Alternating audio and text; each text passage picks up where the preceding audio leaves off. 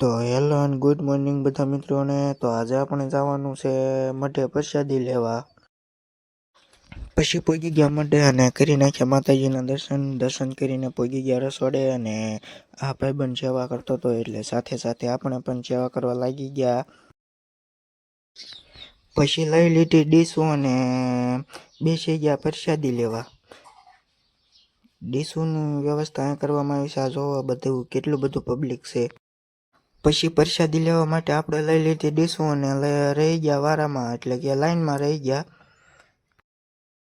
પણ અહીંયા તો માણસો એટલું બધું હતું ને, અરે અરે બાપા કેટલું બધું માણસો છે અહીંયા તો. માતાજીના સાનિધ્યમાં કેટલું બધું માણસો છે, આમ જોવો તો ખરા તમે.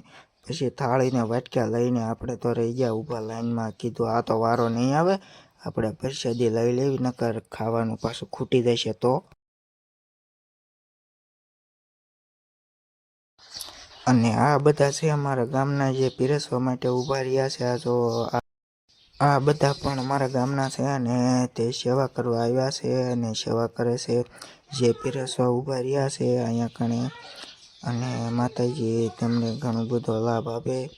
પછી આપણે પ્રસાદી લઈ લીધી અને કીધું કઈ બાજુ બેસું. પછી આ રોટલી ને દાળ ભાત ને શાક ને સાપડે ને એવું બધું પ્રસાદીમાં રાખેલું હતું. પછી આપણે બધી પ્રસાદી લઈને કીધું કઈ બાજુ બેસું. પછી એક બાજુ નીકળી ગયા આપણે બેસવા માટે, કારણ કે જગ્યા તો જોઈ તે બેહવું તો પડે. પછી સારી એવી જગ્યા ગોતી લીધી અને આ છે વિશાલભાઈ આગળ છે જે જગ્યા ગોતે છે, અને જગ્યા ગોતીને આપણે બેસી ગયા પ્રસાદી લેવા માટે.